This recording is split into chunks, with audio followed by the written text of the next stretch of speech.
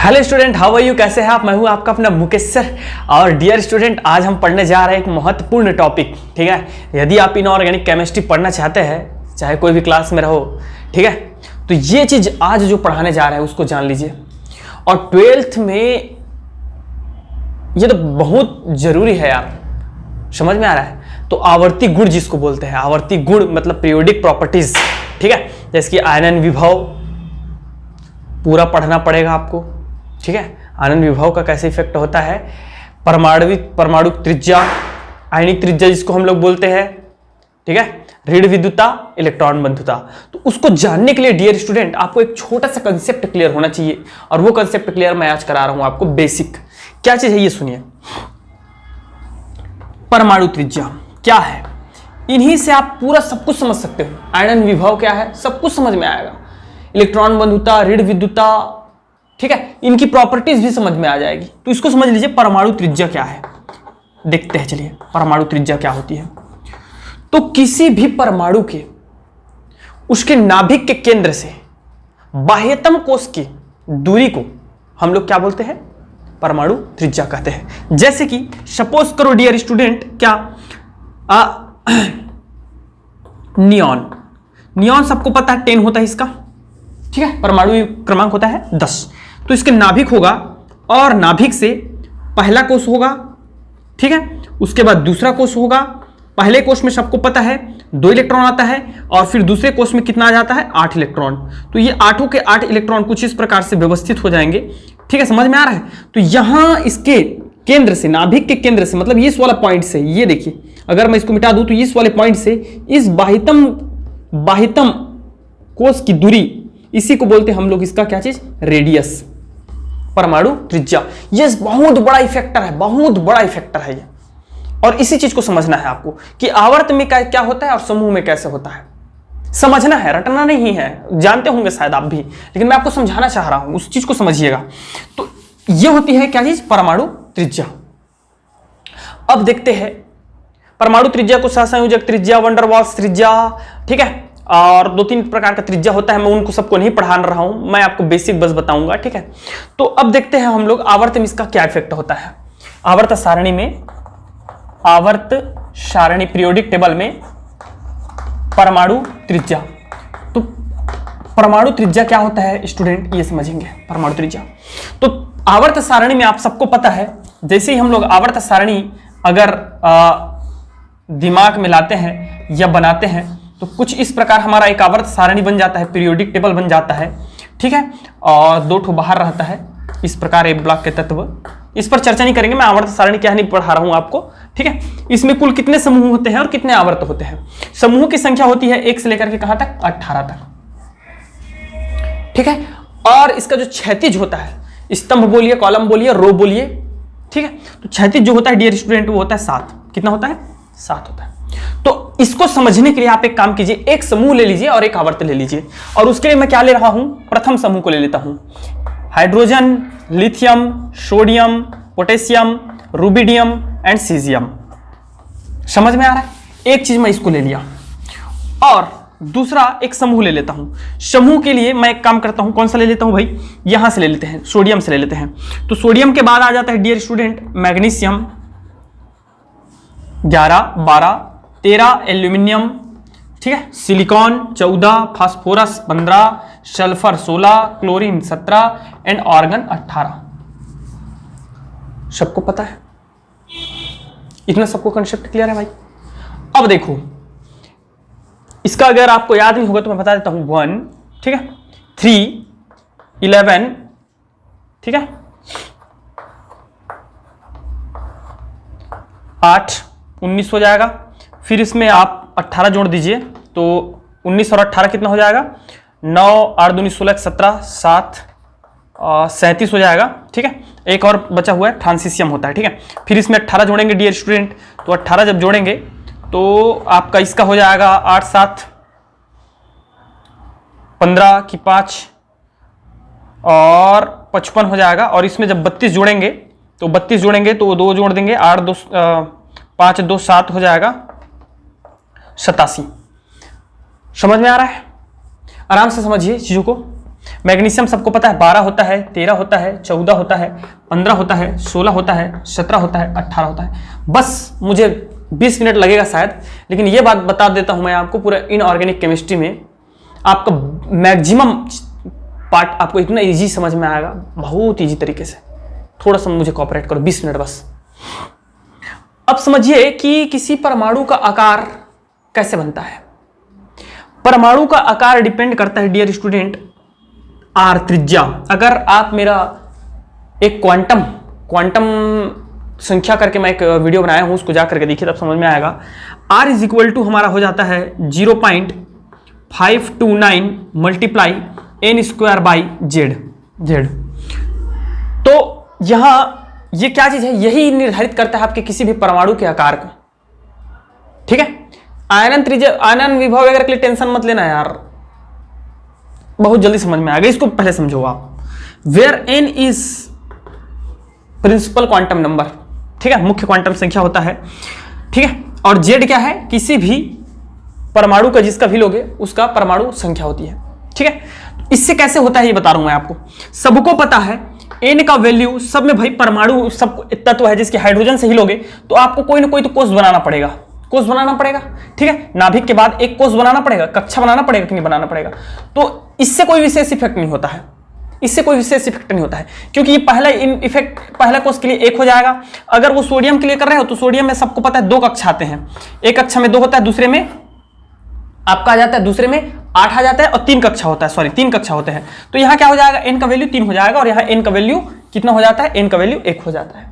z क्या है भाई, तो अगर हाइड्रोजन के लिए लेंगे तो ये हो जाएगा हमारा 1। अगर इसी को मैं सोडियम के लिए देखूं और मैग्नीशियम के लिए देखूं डियर स्टूडेंट, तो कितना इफेक्ट अंतर आता है ये देखो आप, कितना अंतर आता है ये देखिए, आपको पूरा चीजें समझ में आती जाएगी एकदम क्लियरिटी से। बहुत सारी चीजें बताऊंगा आपको मैं। यहां देखिए दोनों में, दोनों के लिए ही हमारा सोडियम में देखिएगा तो सोडियम में पहले में आ जाएगा 2, ठीक है, दूसरे में आ जाएगा 8, के में आ जाएगा हम लोगों का 2, के में आ जाएगा 2, एल में आ जाएगा 8, और एम में आ जाएगा कितना, 1।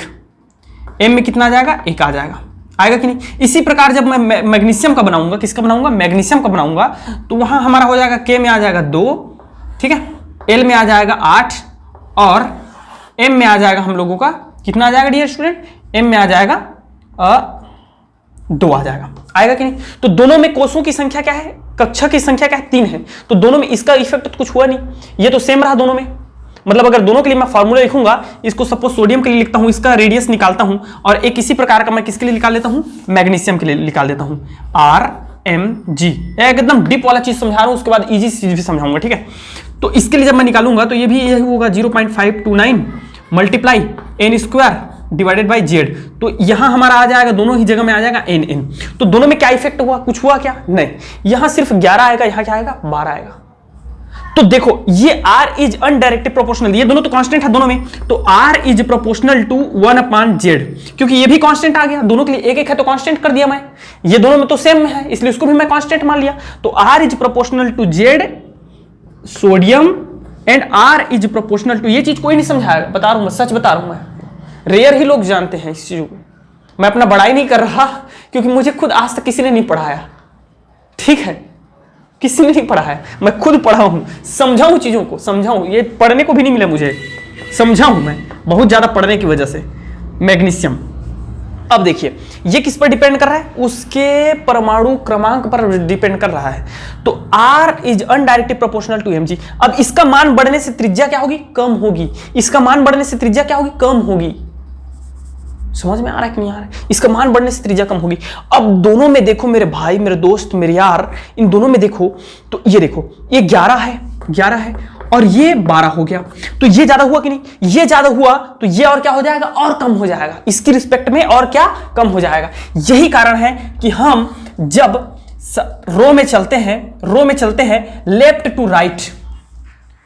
टू राइट, इधर चलते हैं तो हमारी परमाणु का आकार क्या होने लगता है, छोटा होने लगता है।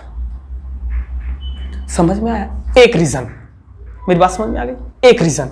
दूसरा इससे एकदम आसान तरीका क्या है मैं बता रहा हूं, वो भी सुन लीजिए, उसको भी सुन लीजिए आप। इधर देखो होता क्या है एक्चुअल में, सोडियम में हमारा होता है 11 इलेक्ट्रॉन, नंबर ऑफ इलेक्ट्रॉन कितने होते हैं, 11, नंबर ऑफ प्रोटॉन क्या होते हैं, 11, number of electron 11, number of proton 11। Magnesium में क्या होता है ये देखिए, मैग्नीशियम में होता है dear student electron, number of electron 12 and number of proton 12 होता है कि नहीं। और दोनों में सबको पता है यार, सब लोग जानते हैं, क्या जानते हैं कि दोनों के दोनों में ही 3-3 कोष होते हैं। सोडियम और मैग्नीशियम में कितने कोष होते हैं? 3-3 कोष होते हैं। सपोज ये सोडियम है और एक मैं मैग्नीशियम बना देता हूं, ठीक है, ये मैग्नीशियम, ओके, 3-3 कोष होते हैं, ये तो सबको पता है, 3 कक्षा होते हैं। अब मेरे भाई सुनो, नंबर ऑफ इलेक्ट्रॉन लास्ट कोष में 1 होगा, इस लास्ट कोष में क्या होगा? 2 होगा। दोनों का 3-3 कोष है, मतलब इस कक्षा है, मतलब इसका तो ये हो गया पहली बात कि दोनों के आकार एक जैसे होंगे, ज्यादा अंतर नहीं होगा, एक जैसे होंगे, क्योंकि कोषों पर ही डिपेंड करता है। मुख्यतः जो त्रिज्या होती है वो किस पर डिपेंड करता है? कोष पर डिपेंड करता है। और परमाणु क्रमांक पर कितना डिपेंड करता है मैं यहां पे बता दी हूं आपको। ये तो समझ में आ गया एक कंसेप्ट। दूसरा कंसेप्ट और क्या है सर, ये बता रहा हूं मैं आपको। इसमें नंबर ऑफ इलेक्ट्रॉन है 12, नंबर ऑफ प्रोटॉन है 12, नंबर ऑफ इलेक्ट्रॉन है 11, नंबर ऑफ प्रोटॉन है 11। होता क्या है, जो प्रोटॉन होते हैं वो नाभिक में होते हैं, और वही नाभिक के प्रोटॉन जो है इलेक्ट्रॉन को पकड़ करके रखे रहते हैं, पकड़ करके रखे रहते हैं। उसी को बोलते हैं हम लोग नाभिकीय आवेश, नाभिकीय प्रभाव, न्यूक्लियर इफेक्ट बोलते हैं उसी को। समझ में आ रहा है? तो ये क्या करता है, नाभिक जो है इलेक्ट्रॉन को क्या करके रखता है? पकड़ के रखे रहते हैं अपने पास, जिसके कारण वो इधर उधर छितराते नहीं है जी बिखरते नहीं है, नहीं तो कहीं का कहीं उड़ जाता। समझ में आ रहा है? इनके एक बल काम करता है, अभी उसके बारे में नहीं बताऊंगा, अभी आप 12th के स्टूडेंट हो, ठीक है। इसको पकड़ के रखे रहते हैं, इसको भी पकड़ के रखते हैं। अब इसमें 11 प्रोटॉन है, मेन शक्तिशाली यही है जो पकड़ के रखता है। अब इसमें 11 जने हैं और कोष इतना ही बड़ा है, तो उसको जितना पकड़ेंगे, 12 जन प्रोटॉन है, वो कोष को कितना पकड़ेंगे ये सोचो आप। वो ज्यादा खींचेंगे ना कि नहीं खींचेंगे, बताइए मुझे। अरे खींच कौन रहा है कोष को, कक्षा को खींच कौन रहा है? यही पे ये इलेक्ट्रॉन आके क्यों रुका पता है? क्योंकि यहां पे नाभिक जो उसको खींच रहा है, इसलिए। समझ में आ रहा है? तो इसको नाभिक खींच रहा है, तो इसमें 11 जने हैं तो इतना दूर तक खींचे हैं। अब इसमें 12 जने होंगे तो उससे ज्यादा खींचेंगे कि नहीं खींचेंगे? तो उससे ज्यादा खींचते हैं डियर स्टूडेंट, और यही कारण है कि ज्यादा खींचने की वजह से वो थोड़ा सा अंदर आ जाता है, उनमें क्या आ जाता है? संकीर्णता आ जाती है, उसका त्रिज्या जो है छोटा हो जाता है, रेडियस क्या हो जाता है? छोटा हो जाता है। और यही कारण है कि हम जैसे ही आपका किसमें, आवर्त में, इस क्षैतिज में जब इधर से इधर बढ़ते हैं, तो सोडियम का आकार सपोज करो यहां इतना बड़ा है, तो मैग्नीशियम का आकार इससे थोड़ा छोटा हो जाएगा, एल्यूमिनियम का इससे भी थोड़ा छोटा हो जाएगा, सिलिकॉन का इससे भी थोड़ा छोटा हो जाएगा, ठीक है, फास्फोरस का इससे भी थोड़ा छोटा हो जाएगा, सिलिकॉन का इससे भी थोड़ा छोटा हो जाएगा, क्लोरीन ये भी छोटा हो जाएगा, और हमारा आर्गन है बेचारा बहुत छोटा हो जाएगा। मेरी बात समझ में आ रही? आर्गन को हटा दो यार, इसको हटा दो, छोड़ो ठीक है, क्योंकि हमको यहां तक ज्यादा तुलना करना रहता है, वो अलग है। तो ये क्या होने लगता है, सोडियम से क्लोरीन की ओर जाते हैं, क्लोरीन में 17 प्रोटॉन आ जाते हैं, और कक्षा तो 3 ही है, 3 को ही खींचना है, 3 को ही खींचना है, समझो बात को आप। यहां 11 प्रोटॉन है जो 3 कक्षों को खींच रहा है, और यहां 17 प्रोटॉन है, खींचने वाले ज्यादा हैं, तो सोचो कितना खींच देंगे। तो खींच के क्या कर देते हैं, उसको छोटा कर देते हैं, बात खत्म। यही है कंसेप्ट और कुछ नहीं है। और ये कोई मैं आपको ट्रिक नहीं दे रहा हूं, ट्रिक नहीं है मेरे भैया, ट्रिक वगैरह नहीं देना चाहिए ऐसे चीजों में, सेंसिटिव है। अब देखिए इधर समझते हैं, अब आवर्त में क्या होता है। आवर्त में क्या होता है ये सुनिए, मैं क्या बना रहा हूं मैं बताता हूं आपको, टेंशन ना ले। कक्षा एकदम आसान है, ये बहुत आसान है। कैसे आसान है ये देखो, हाइड्रोजन में 1 इलेक्ट्रॉन है तो कितने कक्षा होंगे भैया? पहले कक्षा में भर जाएगा ये, इसको दूसरे कक्षा की जरूरत ही नहीं पड़ेगी, ठीक है। इसको कोष भी कहते हैं, सेल भी कहते हैं, तो दूसरे कक्षा की जरूरत ही नहीं पड़ेगी, ठीक है। तो ये छोटा रहेगा, एक ही कक्षा है। इसमें लिथियम में 2 कक्षा आ जाएंगे। कैसे? 2 तो पहले कक्षा में 2 ही भराता है, 2n²। अगर नहीं देखो तो जाके देखो किसी कोष में कितने इलेक्ट्रॉन आते हैं। एक कोष में, किसी भी कोष में इतना इलेक्ट्रॉन भराता है, n जहां क्या है, कोषों की संख्या है। अगर कोष 1 है तो कितना आएगा? 2 × 1 का square, that is equal to 2 electron आएंगे। अगर 2 कोष, अब 2 भरा गया, अब तीसरा इलेक्ट्रॉन कहां जाएगा? तो तीसरा इलेक्ट्रॉन दूसरे कोष में जाएगा। और दूसरे कोष में कितने इलेक्ट्रॉन भराता है? तो दूसरे इलेक्ट्रॉन में डियर स्टूडेंट, दूसरे इलेक्ट्रॉन में हमारे को कितने इलेक्ट्रॉन भराते हैं दूसरे कोष में? तो 2 × 2 का square that is equal to 2 2 4 4 2 8, 8 भराएगा। समझ में आ रहा है? 8 भराएगा। तो ये कितना आ जाएंगे? इसमें हमारा जो हो जाएगा कक्षा की संख्या हो जाएगी 2। कितना? 2 हो जाएगा। इसमें हो जाएगा 3। कितना आ जाएगा? 3, इसलिए मैं इसको छोटा बना दिया 3। अब इसमें पोटेशियम में बताइए, पोटेशियम में कितना हो जाएगा? 19 है, 19 है। तो 2 8 यहां आ जाएगा, ठीक है, 8 यहां आ गया, 2 8 10 हो गया। 8 के बाद फिर से 8 भराता है, 18 नहीं भराता, 8 भराता है। कितना भराता है? 8। तो यहां 8 भरोगे। अब उसके बाद एक तो बच जाएगा ना, 19 है तो भैया 10 8 18, एक बच जाएगा तो चौथा कोष आ जाएगा और वो आ जाएगा यहां। तो चौथा कोष आएगा तो इसका आकार और क्या हो जाएगा? और बड़ा हो जाएगा। मेरी बात समझ में आ रही है? फ्रांसिसियम में जब आओगे तो आपका 7 कोष बनेगा। कितना कोष बनेगा? 7 ठो कोष बनेगा।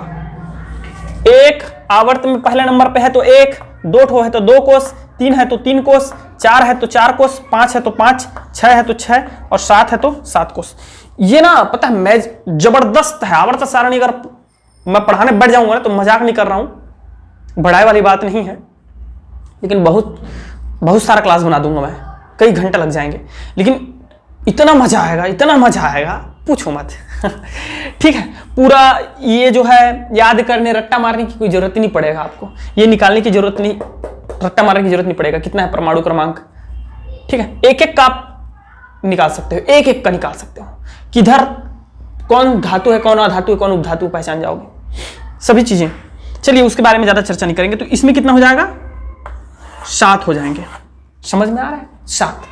तो इस प्रकार ये होता है हमारा कि जब भी हम आवर्त में बाईं से दाईं ओर चलते हैं तो उसके आकार में कमी आती है और ऊपर से नीचे आते हैं तो वृद्धि होती है। बात को समझ लेना, ठीक है। तो ये कंसेप्ट रहा हमारा क्या चीज, किस चीज का? आकृति का। अब देखते हैं डियर स्टूडेंट आयनन विभव। क्या देखते हैं? आयनन विभव, जिसको हम लोग बोलते हैं आयनन ऊर्जा। आयनन ऊर्जा, आयोनाइजेशन एनर्जी।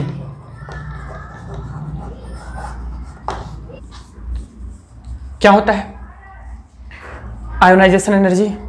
सुनिए, किसी भी परमाणु के बाह्यतम कोश में से एक इलेक्ट्रॉन निकालने में जो ऊर्जा लगती है, अरे भैया पकड़ के रखा है न्यूक्लियर, नाभिक पकड़ के रखा है उसको, तो निकालोगे तो ऐसे छोड़ देगा क्या? छोड़ देगा जी? नहीं छोड़ता, आपको छुड़ाना पड़ता है, उसको खींचना पड़ता है। तो खींचने में कुछ तो ऊर्जा लगेगी, वही ऊर्जा हमारी कहलाती है आयनन ऊर्जा, आयोनाइजेशन एनर्जी। किसी विलगित गैसीय परमाणु के बाह्यतम कोश में से एक इलेक्ट्रॉन निकालने में मुक्त हुई ऊर्जा की मात्रा को आयनन ऊर्जा कहते हैं। और एक इलेक्ट्रॉन निकालने में जो ऊर्जा मुक्त होती है उसको प्रथम आयनन ऊर्जा कहते हैं। 2 इलेक्ट्रॉन निकालने में ऊर्जा मुक्त होती है उसको द्वितीय आयनन ऊर्जा कहते हैं। समझ में आ गया? अब इसका यूनिट होता है, वो होता है इलेक्ट्रॉन वोल्ट पर मोल। याद रखिएगा क्या होता है? इलेक्ट्रॉन वोल्ट पर मोल। और भी होते हैं किलो जूल पर मोल होता है, ठीक है, किलो कैलोरी पर मोल होता है। बट इतना ज्यादा उसमें जो है ऊर्जा विमुक्त नहीं होता जी किलो जूल में, जिसको नापे किलो कैलोरी में नापे नहीं, वो एक्चुअल में इलेक्ट्रॉन वोल्ट, एक इलेक्ट्रॉन को निकालने में जो ऊर्जा लगती है इलेक्ट्रॉन वोल्ट, ठीक है। तो इतना इसका ये जो है यूनिट है। अब देख लेते हैं कि ये किस किस चीज पर इफेक्ट करता है, मतलब कौन कौन इसको प्रभावित करता है। मैं बता दिया ना, जिसकी सोडियम है, सोडियम के बाह्यतम कोश में है, एक इलेक्ट्रॉन रहता है, इस इलेक्ट्रॉन को निकाल दो तो जो ऊर्जा लगेगा वही क्या है? आयनन ऊर्जा। कौन कौन है इफेक्टर भैया? ये देखो, फर्स्ट होता है न्यूक्लियर चार्ज, मींस नाभिकीय आवेश।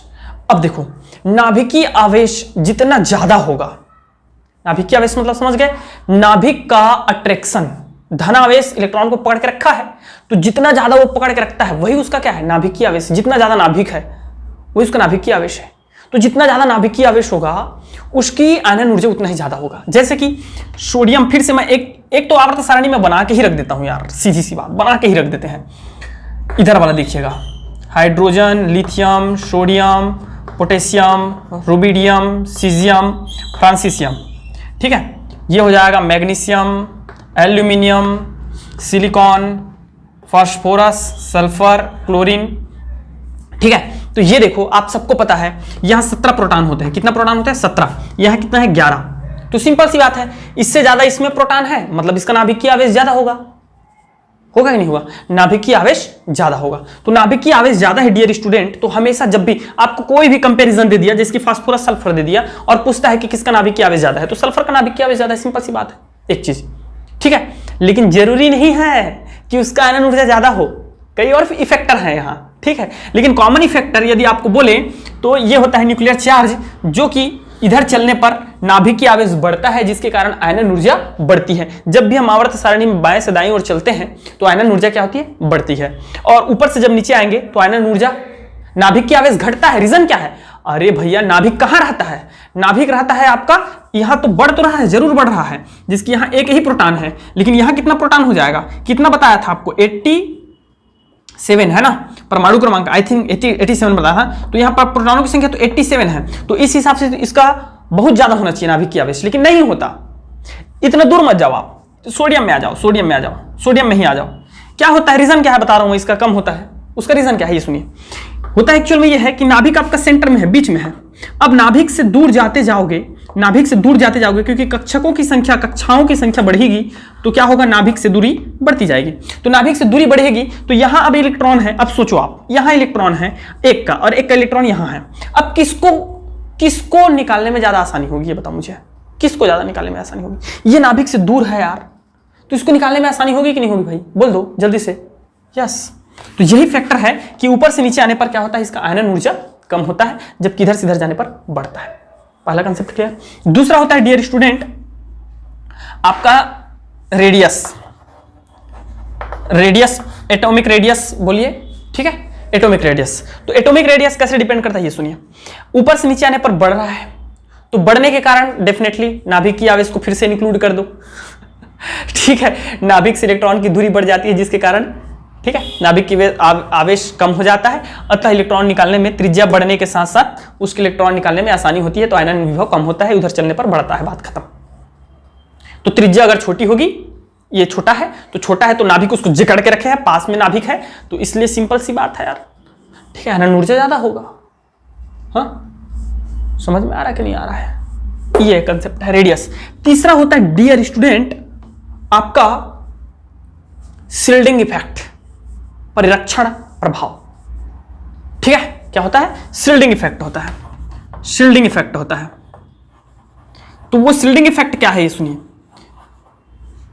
शिल्डिंग इफेक्ट कुछ ऐसा है कि देखो, शिल्डिंग इफेक्ट का मतलब होता है कक्षाएं जो नाभिक के प्रभाव को पहुंचने से रोकता है, नाभिक के प्रभाव को पहुंचने से, बाहर के इलेक्ट्रॉन तक पहुंचने से। यहां पे इलेक्ट्रॉन है, ये नाभिक है, ये इसको पकड़ के रखा है, लेकिन यहां पे बीच में हमारा एक और कक्षा आ गया, तो ये कक्षा क्या करता है? इसको रोकता है, प्रभाव को रोकता है।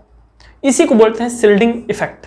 शिल्ड बनना, उसका रक्षण करना, नाभिक का रक्षा करता है ये, या इलेक्ट्रॉन का रक्षा करता है कहा दिया जाए, ठीक है। नाभिक से इलेक्ट्रॉन का रक्षा करता है बोल दो, चाहे नाभिक का ये रक्षा करता है, लेकिन इसके प्रभाव को यहां तक पहुंचने से रोकता है। यहां पे ढेर सारे जो कक्षक होंगे वो क्या करते हैं? उसको पहुंचने से रोकते हैं। उसी को हम लोग बोलते हैं शिल्डिंग इफेक्ट। तो शिल्डिंग इफेक्ट क्या होता है? नीचे आने पर शिल्डिंग इफेक्ट ज्यादा होने लगता है, जिसके कारण आयनन विभव कम होता है, परिरक्षण प्रभाव बढ़ते जाएगा, क्योंकि यहां पे 7 कक्षा है, तो 7 कक्षा है ना 7 कक्षा न्यूक्लियर के इफेक्ट को इलेक्ट्रॉन तक पहुंचने से रोकेंगे। तो बात को समझो आप। तो ये नीचे आने पर क्या होता है? आयनन विभव कम होता है, जबकि इधर चलने पर बढ़ता है, सब तरीके से। चौथा है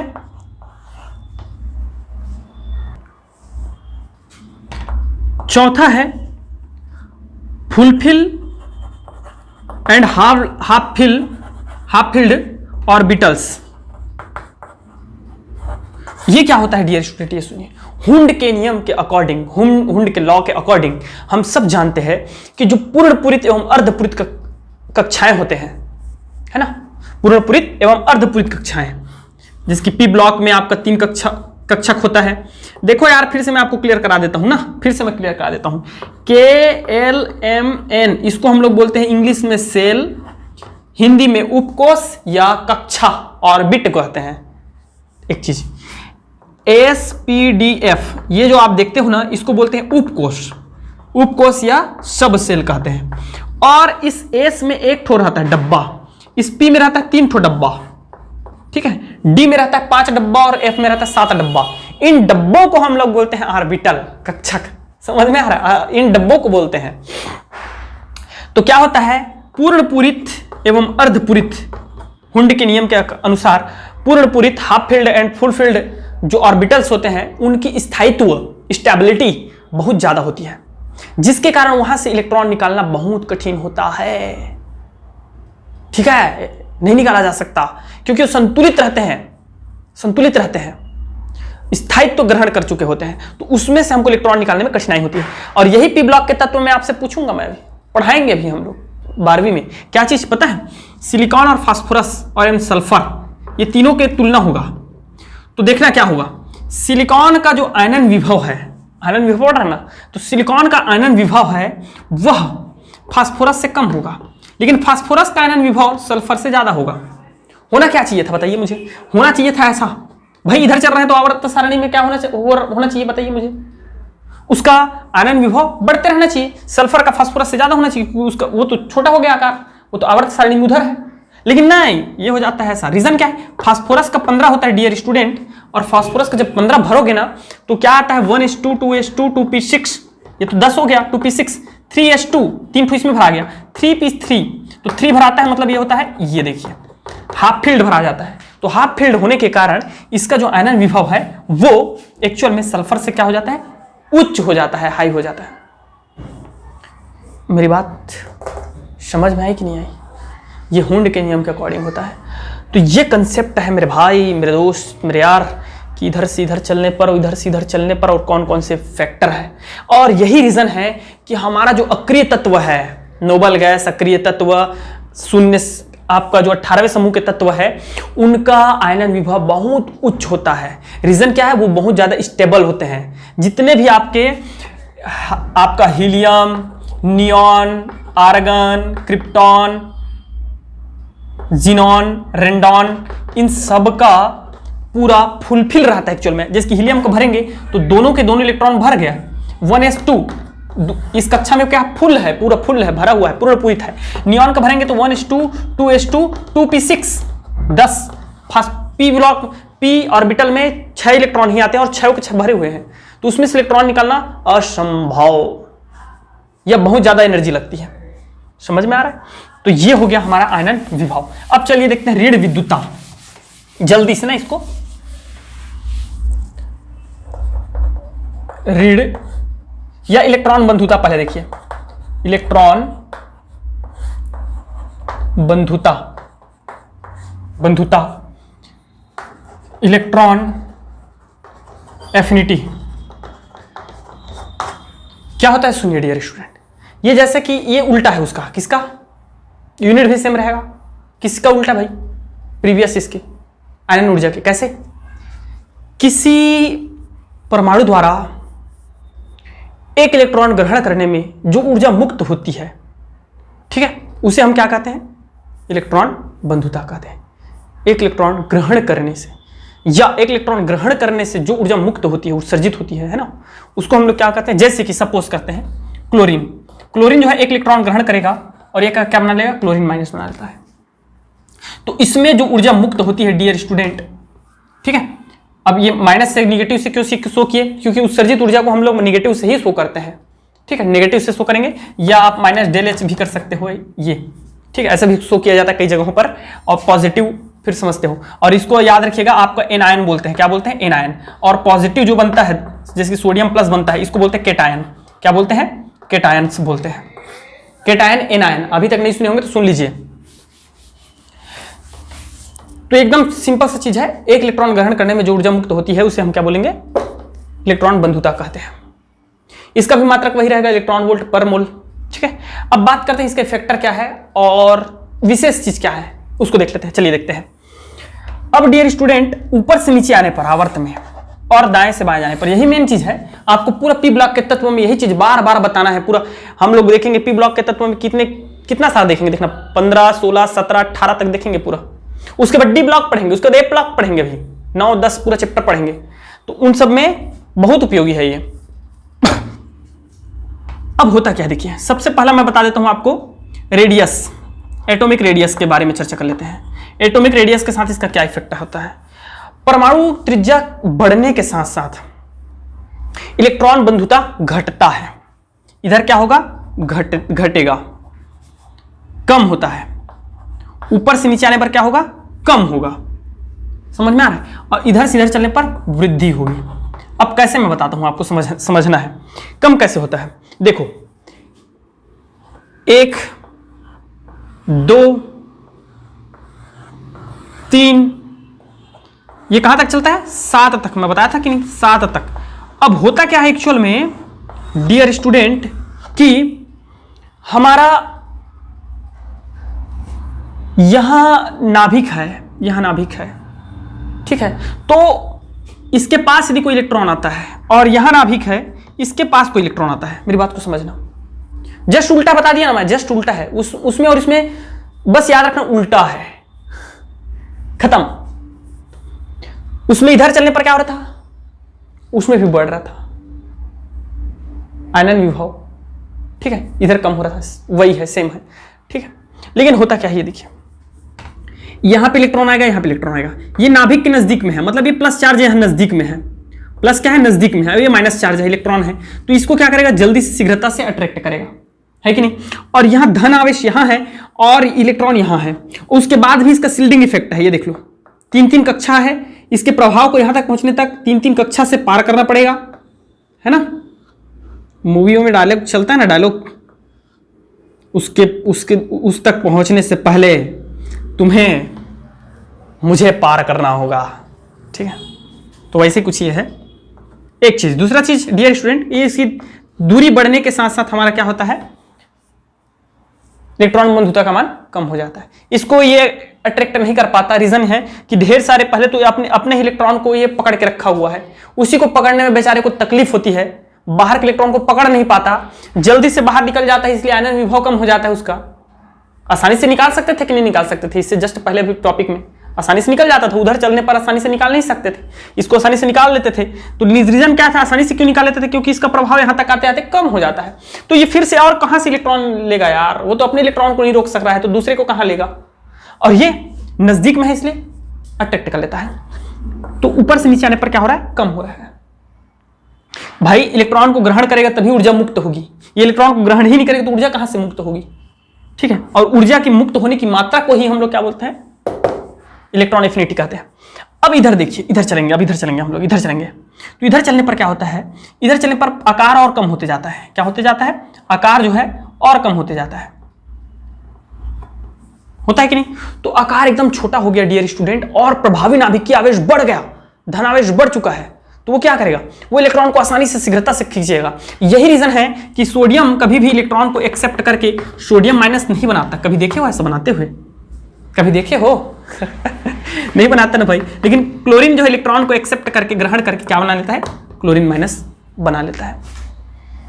ये चीज तो देखे होंगे, समझ में आ रहा है कि नहीं आ रहा है, ये चीज तो देखे होंगे। ऑक्सीजन जो है, ऑक्सीजन 2 इलेक्ट्रॉन को ग्रहण करके हमारा O2 माइनस बना लेता है। उसी प्रकार मैग्नीशियम कभी भी 2 इलेक्ट्रॉन को ग्रहण करके Mg2 माइनस नहीं बनाता डियर स्टूडेंट, वो बनाता है 2 प्रोटॉनों को ग्रहण करके, 2 प्रोटॉनों को ग्रहण करके क्या बना लेता है ये, मतलब 2 इलेक्ट्रॉन को त्याग करके Mg2 प्लस बना लेता है।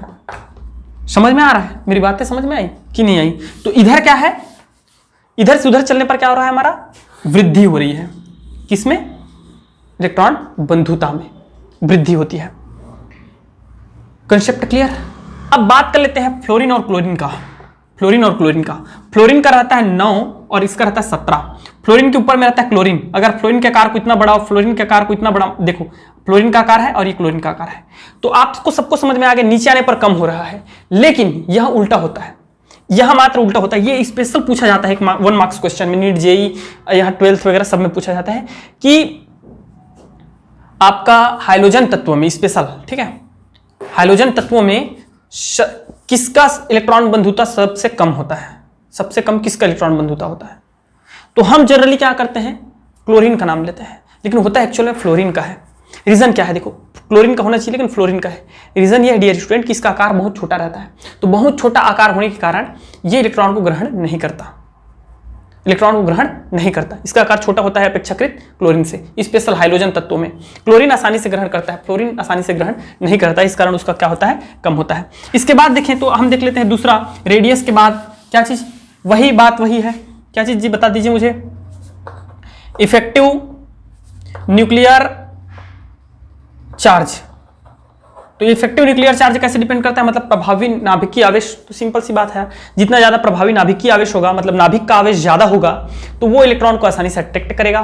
तो आसानी से अट्रैक्ट करेगा तो इलेक्ट्रॉन बंधुता ज्यादा होगा, और जिसकी नाभिकीय आवेश कम होगी तो फिर वो अट्रैक्ट नहीं करेगा।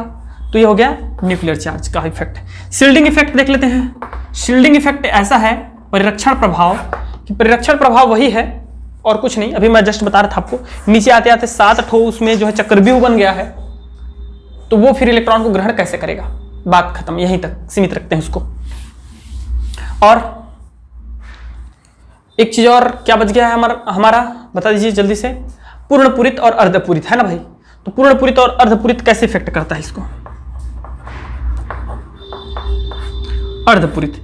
तो ये डियर स्टूडेंट पूर्णपूरित अर्धपूरित में होता यही है कि शीघ्रता से ये भी जो है इलेक्ट्रॉन, इसमें इसका ज्यादा चर्चा नहीं आता, इसलिए इसको छोड़ दीजिए आप, पूर्णपूरित अर्धपूरित को छोड़ दीजिए। हाँ, पूर्णपूरित में ये होता है कि उसमें से न तो इलेक्ट्रॉन न तो डाला जा सकता है न तो निकाला जा सकता है। यही कारण है कि पूर्णपूरित और अर्धपूरित में जो है स्थायी होते हैं, इसलिए वो इलेक्ट्रॉन ग्रहण करने का प्रयास ही नहीं करते, क्योंकि उसको स्थायित्व तो पहले से ही प्राप्त हो चुकी है। तो ये है आपका पूर्णपूरित और अर्धपूरित का, ठीक है। तो इसलिए वो चाहते भी नहीं है। अब इसमें अगर आपको कुछ जानकारी प्लस की बात करें, चलिए छोड़िए, अब देखते हैं नेक्स्ट, ऋण विद्युता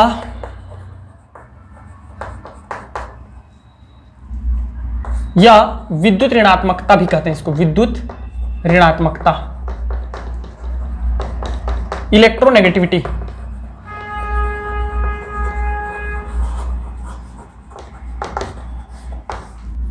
क्या होता है सुनिए, इलेक्ट्रोनेगेटिविटी जो होती है वो साझे के इलेक्ट्रॉन को अपनी ओर आकर्षित करने में, समझ रहे हो, साझे के इलेक्ट्रॉन को अपनी ओर आकर्षित करना, ये होता है इलेक्ट्रोनेगेटिविटी। अब इसमें ऊर्जा मुक्त वगैरह नहीं हो रही है, समझ में आ रहा है, सिर्फ साझे के इलेक्ट्रॉन को क्या कर रहा है, अपनी ओर आकर्षित कर रहा है। तो इसके कारण इसका जो है यूनिटलेस है, ये याद रखिएगा क्या है, यूनिटलेस है। और आप अगर आप ग्रेजुएशन वगैरह में जाओगे तो मुलिकेन पाउलिंग का विधि, मुलिकेन का विधि, ठीक है, के द्वारा जो है इलेक्ट्रोनेगेटिविटी का गणना, वो सब आप पढ़ाई करेंगे, ठीक है। मैं अभी उसके बारे में चर्चा नहीं करूँगा, ठीक है। अभी मैं मेन फोकस 12वीं को कर रहा हूँ, जब टाइम मिलेगा तो मैं डेफिनेटली सभी क्लासों के लिए बनाऊँगा, ठीक है, पढ़ाऊँगा। तो क्या होता है, साझे के इलेक्ट्रॉन को, जैसे कि सबको पता है हाइड्रोजन अणु है, तो इसमें साझा कैसे होगा, एक एक इलेक्ट्रॉन का साझा हुआ रहता है ना भाई, एक एक इलेक्ट्रॉन का क्या रहता है, साझा रहता है, ऐसा। इसको लगता है एक एक इलेक्ट्रॉन का क्या रहता है, साझा रहता है। इसको लगता है मेरा भी 2 हो गया और इसको लगता है मेरा भी 2 हो गया, ऐसा। और इसमें दोनों के बीच में क्या हो जाता है, बॉन्ड बन जाता है कुछ इस प्रकार, ठीक है। दोनों के पास एक एक इलेक्ट्रॉन रहते हैं और इसको स्थायित्व प्राप्त करने के लिए, स्थायित्व का मतलब है 2 बनाने के लिए, 1s2 होने के लिए एक इलेक्ट्रॉन की आवश्यकता होती है। तो ये साझा करते हैं, इसी को हम लोग सहसंयोजक बंध बोलते हैं, साझा शेयरिंग के द्वारा, ठीक है, दोनों का काम बन जाए। अब ये देखिए HCl को देखते हैं, HCl, इसमें क्या हो जाता है, इसमें ये हो जाता है डियर स्टूडेंट, इसमें चेंज आ जाता है। मैं बताता हूँ आपको पहले, है ना, बताते हैं आराम से, थोड़ा सा धैर्य रखें। ये क्या बना दिया, बाह्यतम कोश में कितने इलेक्ट्रॉन होते हैं क्लोरीन के, 7 होते हैं। कितने होते हैं, 7, 17 होता है कि नहीं क्लोरीन का।